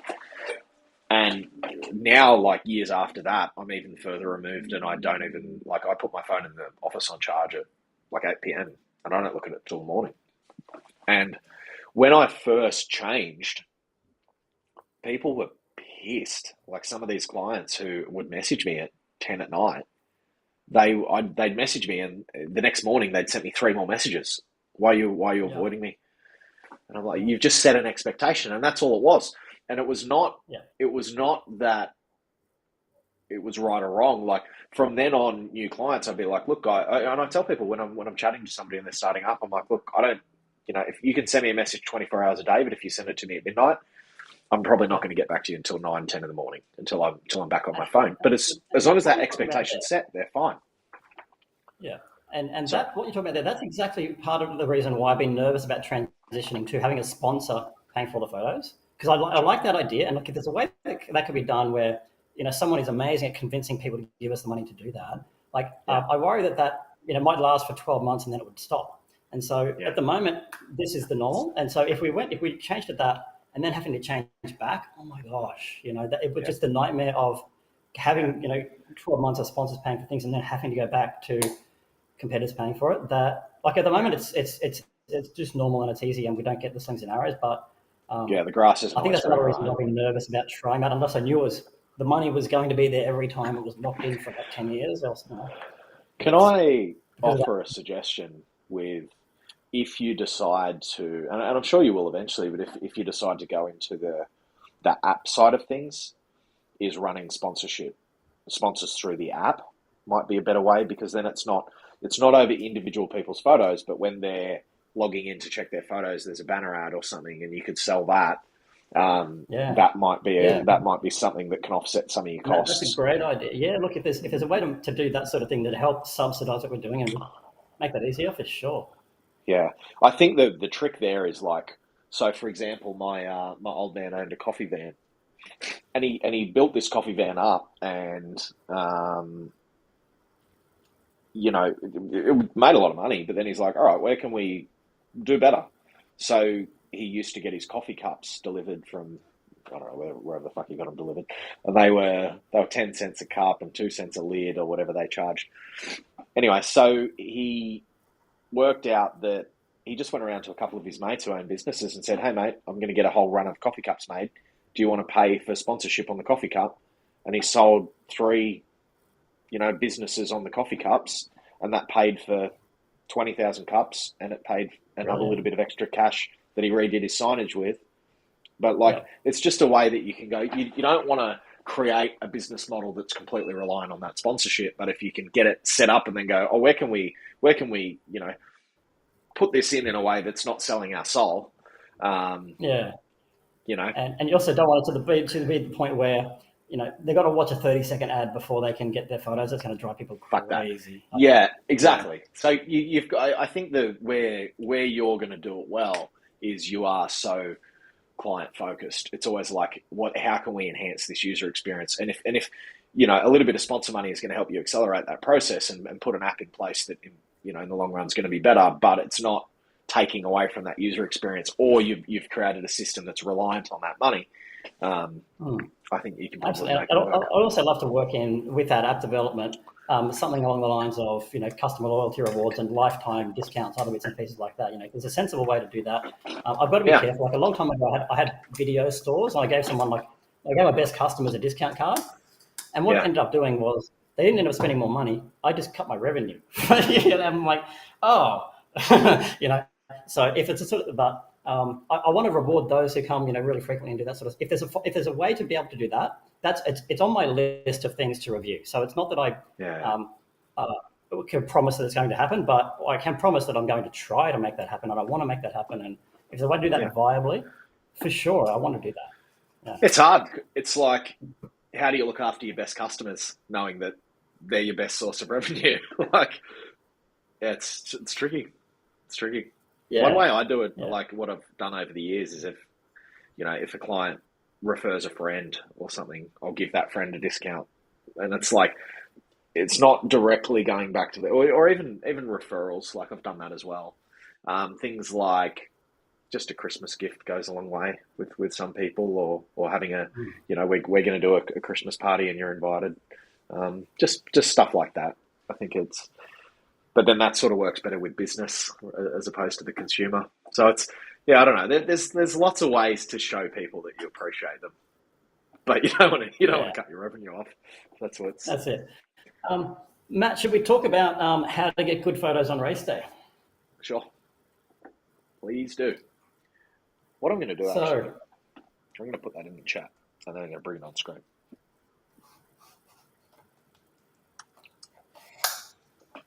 Actually, before we do that, can I get through a couple of these? So Belinda's asked, is there a way to be able to check out the photos of friends on course and not just our own photos? I would say if it's facial recognition, just upload their photo. Would that be so what I've built, it's a beta 1.0 with this facial recognition. Basically, it's the best I could do in 4 weeks is the short answer. And I've got plenty of ideas on it. I know how I can make it better, but I basically had 4 weeks to get it ready because with Tough Mudder, they don't have any headband numbers. There's no other way to find the shots. No, there's no GPS. There's no finish times or start. Like, how on earth are people going to do that? So like, well, I guess I'm not sleeping for the next month while I figure out how to do facial recognition with ChatGPT's help. So so what we've got in right now, you remember the first iPhone, how it was janky and it wasn't quite amazing? That's the version, of we've got some facial recognition that works okay, but it can be way, way, way better than it is now. And what Belinda's asking there, that's one of the things I need to fix. So right now, the way that it works is you submit your photo with your email address, and it will process that in the back end. It takes a bit of time, and then it will send you a link that is connected to your email for that one face. It tries to find that. So that's how that works. So if you want to find other people, you've got to submit it with an email address. Right. Correct. Yeah. Otherwise, if you submit a different selfie, it's going to just overwrite the results with another one. So that's how it's working right now. Can you still just go through? Can you still just go through and find random photos? So you can just go to an obstacle and find the 10,000 photos and find it. Yeah. Sure. Okay. You can still do that, or you could just submit your own photo, get your results. Once you've got that bookmarked and you buy your own photos, then submit another one with your own email address and get a different set of results. And so you can do that. Okay. But yeah, that will function for now. But Belinda, that's an excellent question. So that is definitely on my list of things to be able to do. I had a couple that were uploading, photos of both of them, and only seeing one result, and I'm a bit confused on why. But that's a good point. Is that, I imagine, like a good privacy type thing? I mean, I know all the photos are up there, but the ability for somebody to just grab somebody's face and put it in and get all their photos is a little bit sketchy, I guess. Yeah, Matt, that's the other part. You're exactly right. And I need to check but before I start extending that, I think there are some consent things that we need to address. So before you submit a photo of someone else, first of all, why can't they do it? And so, I think that's the easy answer, is have them do it, because you're right. If it comes into, we don't want to use the word stalker, but it's, we need to protect people's privacy. You're right. And so I think we need to be careful with that. But at the same time, there are some valid use cases for that. So we need to balance. I buy photos for clients. Exactly. So there are definitely some valid use cases. So that's one that needs work, is the short answer. If I'm going to err on one side or the other, I'm going to err on the side of protecting people's privacy. I would rather do that and make you jump through a few hoops, those who have a valid need, until that's sorted, rather than trying to make that too easy. Yeah. Did you see the comment that I just put on screen? I did. Zoe and I have some very long conversations about this sort of stuff, and we're both excited about the ideas. So one of those ideas was, of course, exactly that. Yeah. The friendship request in the app to be able to have that connection, and then when we know that's authorized and we can do that, and there's some simple stuff we can do with that. That's cool. So, and it's understanding too that everyone's signed a waiver for the photos. So like Spartan can release all of that and do release all those photos. So you saying that there's privacy concerns is just you coming at it from an ethical like a personal ethical standpoint. But I think that's a very good one. It's a very, I'm happy that you're in control of that ship, Scott. Thanks. Yeah. It's, having worked in corporate IT for a lot of years, like you've got to take confidentiality seriously. If you don't, you shouldn't be in that position. 100%. So, yeah. I mean, anyone who wanted to find my photos could just take a photo of Speedos and put it in, and they find my photos. That's not a face, Matt. That's not a face. The tech will work it out. You haven't set the tech up to work with my Speedos, Scotty? Actually, it's when it was developing it, I'd love to spend like an hour talking about the techie stuff, because I found some really cool stuff on how I got the models. And you were one of my test bunnies on that. And I just submitted like a regular, I think it was the profile shot I took of you. And one of the shots that it found was you at the start line, like screaming, you had a beard, whereas you didn't in the other one. And your facial expression was like side on. And I still found it. And I'm like, this stuff's pretty good. So I need to refine it a bit better. But from what we are able to find, it's pretty cool. Yeah. One thing that I don't even know if it was Spartan. It was something that I was doing facial recognition, but like I take a photo and it would bring up all my photos. but I couldn't like add the photos to the basket and then take a different photo because like I'll run a couple of races. One I'll be in sunnies, one I'll be in a different costume. So like often I'll put a photo up of my sunnies and it'll bring all these photos up, but then I'll put another photo side on, it'll bring another 20 photos up. So like sometimes I'll do that. And I can't remember whether it was the Spartan website where I could do that and just put photos in the basket. So would you like to hear my cool idea on that one, Matt? So what I'm planning on doing is once we've identified, say, 20 photos of you, and you're exactly right. Yeah. If you submit different selfies, you do get different results. Yeah. So once, as I was doing the test, I submitted that, and I could find like 50 photos of you. And I did the same for me and a few of the others. And I noticed that like photo number 15 was at a different angle. And so therefore, if I submit that one in the engine again, I get a different set of results. But if there's the same photo in both sets of results, it's more likely to be you than a photo that only appears in one or the other. So therefore, the idea being that when you submit one selfie, I can use other photos of you as the second selfie from a different angle and create a different set of results to help validate the shot. So you've it's doing sort of script. So you're putting one in and then it's rerunning like every photo like a cascade sort of? Not all of them, but yeah, enough data points. Like it might pick every fifth one and then it might build another data set there. That's cool. And so that way, if the same photo appears in all the data sets, we're really, really, really sure that's actually you, right? But if a photo only appears in 1 out of 20, it probably not. And so by doing that, we can help validate our results. That's cool. So is that already happening or? No, that's not happening right now. And so that's why I know we can get better results than we're getting right now. By adding that on, we'll improve our results. Yeah, that's mad. So Dom just saying I've had it in other events. It state these might be photos of you, and it has like a partial face. Yeah, I've had some questionable ones come up.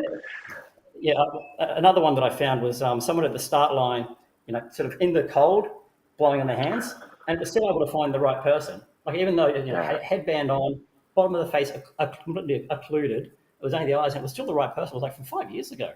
So you're right. So even some of the partial stuff, it's pretty frightening, the tech, what it can do. Yeah, Steve's here. Hey, Scotty, when are you giving up the day job? Steve, I love my day job. I love Steve. He's so good. Like pretty much, if you go to our website and look at the header images for the events, so many of them are Steve shots. Oh yeah, so good. Like I want to be Steve when I grow up. Steve is in your profile photo. Am I right? He is correct. Yeah.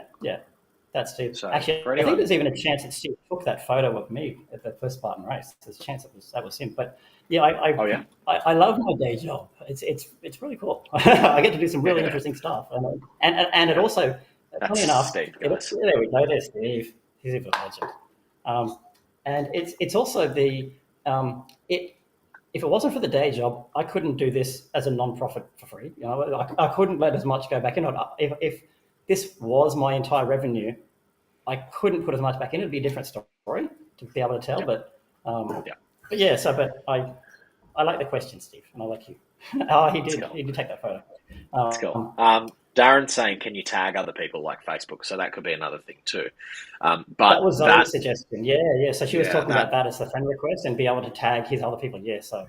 Yeah, that wouldn't necessarily work from if you just wanted to find photos of your friends. Like if you found a photo, you could tag somebody. But so that would solve a set of problems. If there's a photo of you and the person next that's there, to be able to say, oh look, there's Dom, there's Mon. Yeah. Matty Day, I hadn't scrolled down yet, man. I don't know if I beat you to the budgie recognition or you did. But will they have budgie recognition size changes due to weather? Mate, I come out of the Arctic Enema and I at Tough Mudder, and I think I needed a smaller pair of budgies.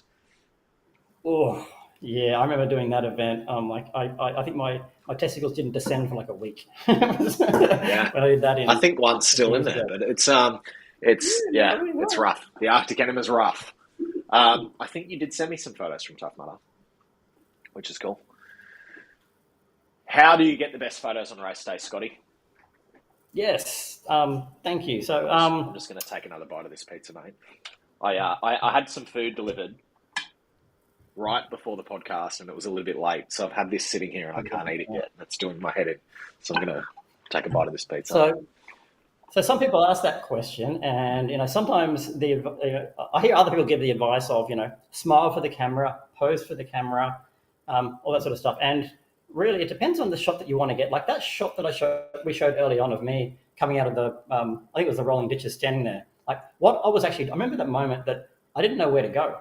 There was someone on my left, someone on my right, and so I'm just standing there looking for the thing. If I was doing this, it wouldn't have been the same shot. I'm focused. I'm on a mission, and that's what I'm doing. And so I love that that's a candid moment. And I think for a lot of people, then that sort of stuff works pretty well. And so the answer might well be just pretend the photographer is not there. Just do the obstacle and let us capture you. This is the sort of shot we're aiming for. To make you look strong and fit. That's what we're trying to do. So for some people that works really well. If you're going to do that, the best thing you can do is to try to have a consistent pace. Like some people will stand at the front of the multi-rig and think about it and think about it and think about it and then dust their hands and then think about it. And by then, okay, well, once they get going, then they'll move on. We'll have to start shooting other people and we might miss their thing. So part of it is, we expect people to come through at a certain pace. Actually, the one who's a bugger for it, and I love him, it's Mark Sheppard. I'll see him coming, and how long it takes everyone to get through an obstacle, right? And so I'll see two people on halfway through the multi-rig, and Mark's running up. I think, okay, cool. He's going to start. I'm going to have enough time to get a couple of shots of them ringing the bell, and then I'll be able to move over to Mark. And I'm doing that, and I hear Bill ringing, like, he's gone. Far out. He's so fast through the obstacles. Like, it's a bit of a ninja, man. No, I don't slow down, Mark. You're amazing. He's a bit of a ninja. So, some people are occasionally super quick through, but as a photographer, we've got a pretty good idea on the pace it takes someone to come through. So if you just do it consistently, just keep moving at the standard pace. Don't slow down and wait for it. Just move the normal pace, because if you slow down, you can tell like the muscles tense in a different way. You can tell someone's faking running versus actually running. That's what I mean. So just do the obstacle, put some effort in, and away you go. So that's sort of my best advice for those who want that sort of shot. Be consistent. But look, that's not everyone. Some people are doing the fun lap and they want to get photos with their friends, and that's totally cool. That's the shot that they want.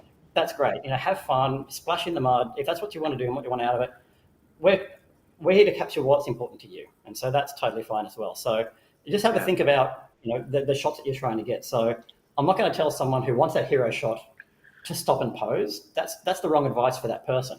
For those people, just to do the obstacle, don't look at the camera, just look at where you're going, stay focused, give it some effort, put some effort into it, and that will look great.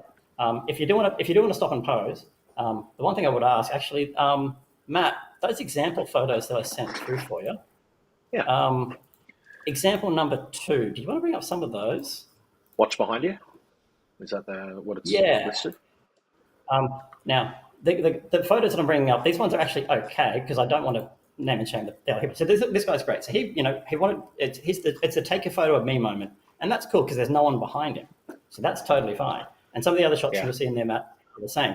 And so some people run toward me as a photographer, and they're blocking my view, and I can't get who's behind them. And if there's no one behind you, that's totally fine. But this one here.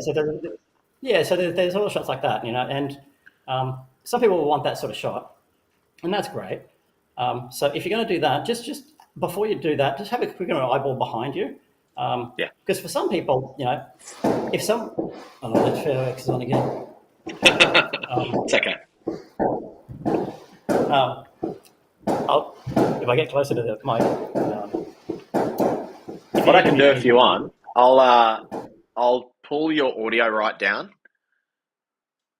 And then just sort of speak into the camera loudly. Okay, all right, we're back. So look, it's fine. It's just for some people I know that it's the first time that they've made it to the end of the twister and rung the bell. They've trained really hard to do that because a lot of people, the twister has a high failure rate. And if that moment, I'm trying to capture that for them, but someone's standing in front of the camera like this, and and I desperately want to capture that for the person behind them. But if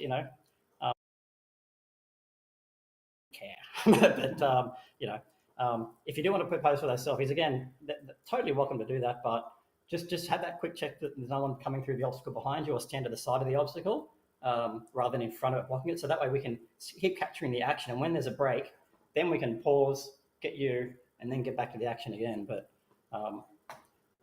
yeah, so that's another part of it. And the other bit would be if you're going to stop and pose for the shot, sometimes with our shots, they're set up for a certain distance. Like right now, I've got a wide angle lens on this camera, which does some really cool stuff. Like you can see what it's doing, how it's distorting my hands and making them give this weird look, right? So that can look really good if we're the Beastie Boys thing. If we're climbing over if we're really close to someone and they're climbing over an obstacle, it gives us really unique. We can do cool things there with it, but like a fisheye lens almost. If we're using that lens and someone's 2 meters away, see how small I am? Yeah. So sometimes people will stand all the way back there and pose, not knowing that I need them, like arm's length in order to get this really cool shot that I prepared. And they're not aware, but it's just, again, if the photographer's not taking your photo, he's not being a dick. It's just because he's got the different type of lens on and he's got this really cool shot plan that's going to look amazing when you walk through the sweet spot, which again is that consistency. And if you just keep moving at the same pace of everyone else, the photographer's going to know where that sweet spot is and they're waiting for you to hit that where the lighting is great or the flash is going to hit you or you've got you isolated from other bits and pieces around. So if you're going to stop and insist on having a photo taken somewhere, the likelihood of that being the sweet spot is pretty low.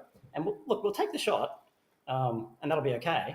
But it probably would have been a better shot if it was in the sweet spot. Well, that doesn't happen everywhere, so it's not too big a drama. But my advice would be just keep moving, and and if you want to stop for that, that's cool. You could even ask the photographer, where do you want me? Might be another way to do that. Well, Matty's just chimed in here. Would a photo sweet spot sign work? It's often in the middle of a creek, or actually the sign itself would ruin the spot, the shot. Sure. So I actually have thought about, sometimes there was one event on the Gold Coast where I literally had the spray paint on the grass where it was X marks the spot, and it was near the finish line. I was asking people to stand on that spot, please. So I had that marked. Yeah. So there are sometimes where it's practical and we can do that because then it, had the right framing of the arc behind them, and the light was going to hit them, and they were pretty good, those shots there. So there are some instances where we can do that. But look, this is probably a bit of the nitty gritty there on what's going to happen for that. So I don't want anyone to feel self-conscious if they really want to, stand and pose with their friends again. We encourage that because that's a great connection between you guys and you're working together out on course, and that's totally fine. But it might well be, maybe if it's possible, come through the obstacle first, then do that, especially if it's something like the multi-rig bag or something like that. I think, I think I went on a bit of said a few things before and then realised I was muted. But just having that sort of observational awareness of where you are, who's behind you, who's around you, and just in general, like about the photos is great. That there might be somebody behind you who's waiting for their moment to get captured, but also just racing in fucking general. Just have a look where you are. Have a look if somebody's coming behind you. Get out of their way. And that's not saying you're out there to race as well, but it's team sport. It's an individual team sport. You're all out there together. Yeah. You're all out there to enhance each other's experience as much as possible. Yeah, and the other example I bring up would probably be. Hey, Ben. Hey, hello. This is our friend Ben beyond the farm. Ben. Out on the course with Tell me when you're free for a podcast, Ben. Yeah. Hey, man. Hey, we're live. So the other, I forgot where I was. Talking about Dom's example shots. Can you bring up Dom's examples? Yes, I can. For example one. So this was great. This was another example of the reason this worked was because there was no one else around and it was predictable. And so therefore I had time to adjust. So sometimes if someone just does a jump and I'm not expecting it. So Dom had finished the obstacle here and then she was running towards the finish line and I could see she was going to do something cool. And so I could then adjust my focus and go for a wider shot and be ready for it, for whatever she was going to do. And so if you scroll through a few of those images for the next shot on that.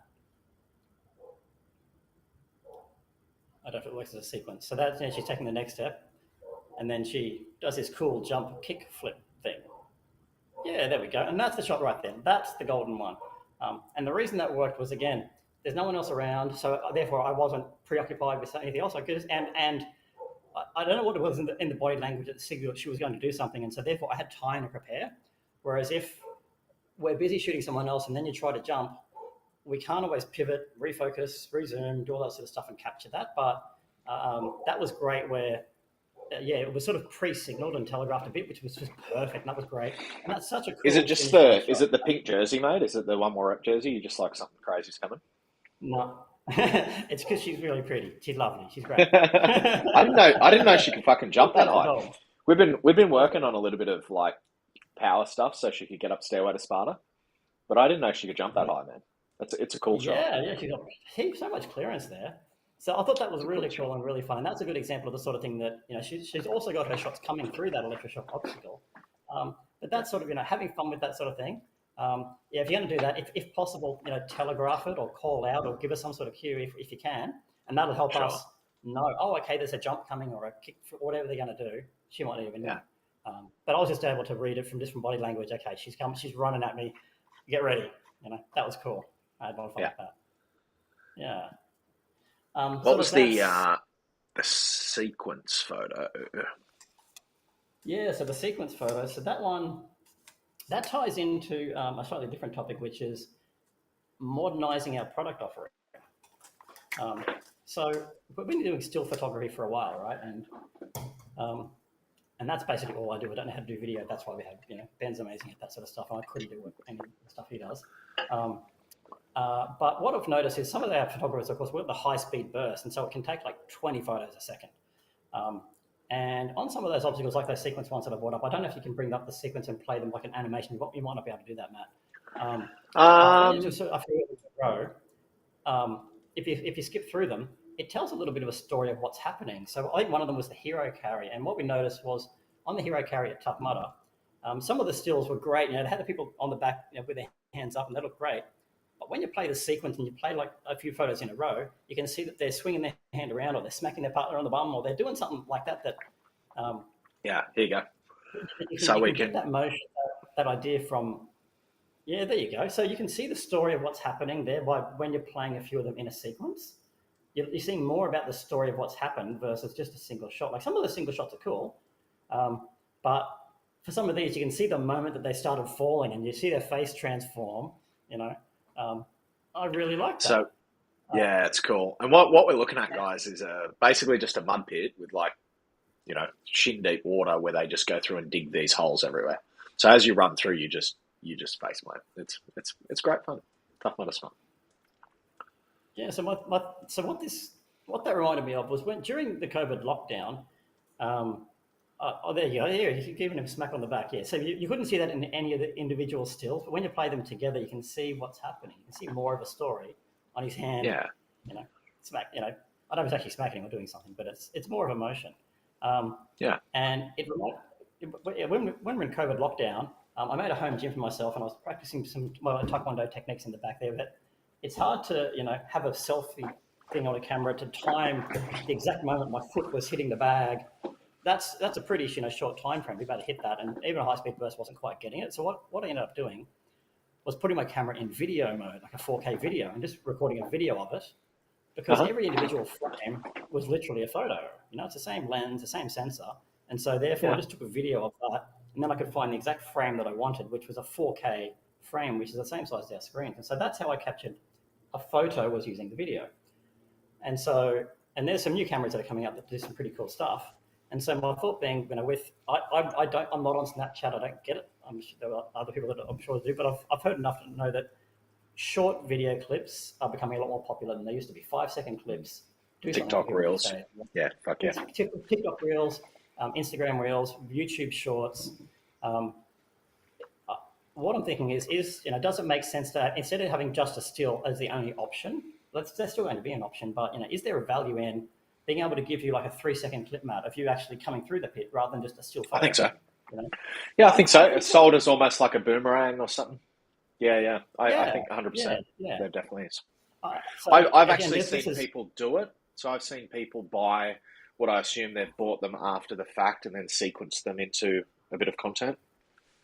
Yeah. Yeah, I think there's, I, yeah, I 100%. kind There'd be a I would hunger love for to that. play with the idea of having one of our professional cameras basically in video mode on one of those to be able to still, pull out those still photos from that. But then, the tricky part, of course, is how do we cut that up into the right size bytes? We don't need AI. So there's a lot of technology that needs to happen before this can become a reality. But Yeah, I guess the reason I want to talk about it was, you know, we try to pay attention to the way that people share their messages with other people, and sure. I think that these sorts of things could help them tell that story in a better way to get people engaged and show what's happening. And so I don't want to take the lazy option and just keep doing stills forever if a different type of product might have more value to help tell their story. So Yeah, yeah, I think that's, again, it's going to take resources to implement that. There's going to be a lot of work, and how do we get that up quickly? How do we get it on the app? There's a lot of technical problems to solve. And again, it'd be great if we just all won the lotto, right? And we could just do all this for free tomorrow. That would be so cool, yeah, I would love to do that. But look, it's, I guess I want to flag that this is something that, we do take innovation pretty seriously. It's part of it. It's just fun to think about. It's fun to see.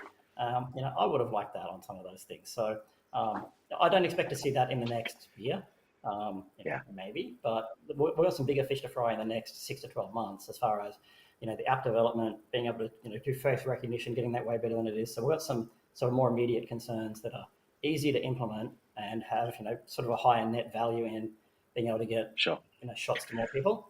But Yeah. This is the sort of stuff that's in our blue sky that we're giving this thought, we're giving this consideration, and trying to align our products so that, when the technology is ready, which with the way that AI is changing these days, it might, in 12 months from now, we might have a very different conversation. We go, yeah, that's easy. Any camera can do that. And, in 12 months, we might all be working for AI, mate.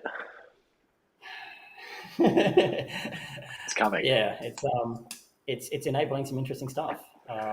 So, it might enable this sort of thing to happen that couldn't before. Look, it helped me develop facial recognition. I couldn't have done it without ChatGPT telling me how. You can always tell when somebody is a user of a product. So, like the people that you see that innovate in the most interesting ways use their own product. Like, you are a racer, you've had those experiences, so you're like, where does the framing need to be? The lighting. What are the memories that matter the most? How can we put the people in the right places? How do we get the photos quick? Because that's the thing that people want. Like, it's cool. It's cool. Thank you. Yeah, just a quick message coming in from Matty Day. He said, I've got to head out. So he's over in Turkey at the moment. So thank you so much for what you're doing, Scott. Amazing shots from yourself and all the team. It's great to hear these insights from you, which will help us support you guys when we hear discussions about event photos out on course or after. Keen to see these visions come to life. So you'd know Matty Day, wouldn't you? Yeah. Good dude. Look, it's been a couple of hours, so we should probably wrap up. So, mate, we can keep chatting, dude. I don't mind. I can microwave the pasta, mate. So it's all good. Did I have any questions? Did you say? Yeah, were there any others that had come through there? Or? No, I'm sort of getting through them as they come in. I think you did send me a little bit of a list of questions that we could go over, but I think we've sort of, in a roundabout way, covered off on most of them. Yeah, look, I think we have. Which is, it's cool, man. It's cool. It's been cool to sort of hear you talk long form in what you do and why you do it and how it's come about and learning that journey. And as I said, we've chatted a fair bit on and off course over the years. So I had a bit of an idea. You're always going, hey, I've got this idea to put this tech in place, and I'm like, yeah, that's fucking awesome. Do it. But just hearing the motivations and the why you do it, it's pretty fucking awesome, dude. And just knowing how customer how I guess experience focused you are in this. It's not It's not I a think. hustle. It's a Thank you, Matt. it's a I value think add. one interesting subject for another time would be, there are some really interesting stories that we see happen on course, and some of them get captured in some of the images. And so I've got some shots that are really special. Some of them are special because they've won awards and they're great photography, and others they look okay, but the story behind them is really interesting. And I think it'd be great to sort of dig into a few of those and help share some of those stories, because I think some people that might help them explain that they're not alone in some of the struggles that they're going through, because we see that on course fairly regularly. Some of my most favourite moments on course have got nothing to do with photography. They've got to do with supporting your friends, and It's a story. helping people through there, and putting the camera down and do burpees with people to help you get through that moment. Then put the camera back up. Those are the sorts of moments that, we've got some cool photos that we should put, for another time. But I think that'd be a really cool chat. So just saying, I think that'd be a cool chat. Just saying, look, here's 8 photos that mean something to you personally, and here's the backstory about how that came to be and who was involved, and I think that'd be pretty cool, because I do say 1,000 words, right? It's it's cool, man. That's it. For another time. But dude, we will definitely do that at another time. I'll let you go, man, because you're obviously in Fiji, and it's 10:15 over there. Are you up early to race tomorrow? I've got trail run shots to download and prep for kids' race tomorrow. Yeah, so they ran the trail this afternoon. Yeah, correct. Yeah, about 4 hours ago it kicked off. 5 hours ago they kicked off. Beautiful. So I've got sort of the start line shots and a few bits and pieces before the sun went down and it got too dark. Beautiful. So, mate, I will definitely let you go, because you've got a busy weekend. Appreciate the catch up once again, guys. I will be, unless there's anything else you wanted to say before you left. No, look, thanks to everyone for their support. And look, if there are any other feedback or comments, I'm always happy to hear that. And the better idea I have on what are the pain points for people, then that helps me. I might not be able to solve it immediately, but having that feedback is always helpful. And so I'd encourage anyone to pass any of that along. Don't be afraid I'm going to bite your face off. I'll always try and take it on board. I might not be able to solve it. I may be able to, but if it feels important enough, please let me know. Message me on social. Catch me on race day. I'd be happy to hear more feedback on what you'd like to see more of, what you'd like to see less of, and any feedback. Absolutely welcome. Awesome, mate. You hang around for a sec, Scotty. I'll once we go offline, I'll just say thanks off air. But guys. So plenty of stuff going on. Obviously, we've got Fiji happening this weekend, so I'll try and get a little bit of news out from there, so you guys can follow along. I've got a podcast with a guy called Blaine Burke on Saturday afternoon. Blaine is a ultra runner, won a heap of stuff. Just won an event called the Cut up here last week. I think he's podiumed some Spartan races. He's a pretty handy little athlete. So he's a bit of a fucking weapon. So that'll be a cool chat. And then I've got another chat with a guy called Brody Merchant, who's an obstacle racer and owns a gym next week. Watch out for that. Can't think of anything else off the top of my head. Everyone go do search for Hurt. Rojo, do your qualifications. You might end up on TV. So, all right, I'll let you all go. Have a good night. And thanks for watching.